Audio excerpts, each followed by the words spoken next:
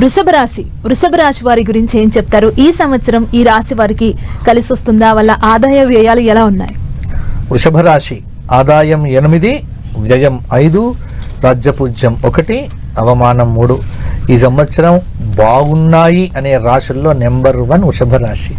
ఎందుకంటే ఈ విశ్వావసనామ సంవత్సరంలో వృషభ రాశి వారికి బృహస్పతి మే నుంచి ద్వితీయ స్థానంలో, శని లాభస్థానంలో, రాహువు దశమ స్థానంలో, కేతువు చతుర్థ స్థానంలో సంచారం చేయటం వల్ల అసలు ముఖ్యమైన పనులన్నీ ఈ సంవత్సరం వృషభ రాశి వారికి బ్రహ్మాండంగా పూర్తవుతాయి. నిరుద్యోగులకు ఉద్యోగ ప్రయత్నాలు కలిసి వస్తాయి. విద్యార్థులు కొంత చదివితే ర్యాంకులు బ్రహ్మాండంగా వస్తాయి. కొత్త ఇండ్లు కొనొచ్చు. ఇల్లు ప్లానింగ్ కానీ, ఇల్లు కట్టడం కానీ, ఇవన్నీ కూడా వృషభ రాశి వారు ఈ సంవత్సరం బ్రహ్మాండంగా చేసుకోవచ్చు. అలాగే ఆధ్యాత్మిక గురువుల దర్శనం లభిస్తుంది. నూతన పరిశ్రమలు స్థాపించవచ్చు.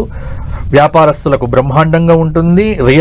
రియల్ ఎస్టేట్ రంగంలో ఉన్నటువంటి వారికి అయితే ఈ సంవత్సరం చాలా అద్భుతమైన లాభాలు వస్తాయి. కాబట్టి ఆఫ్టర్ ఆగస్టు తర్వాత వృషభ రాశి వారికి మరిన్ని మంచి ఫలితాలు వస్తాయి.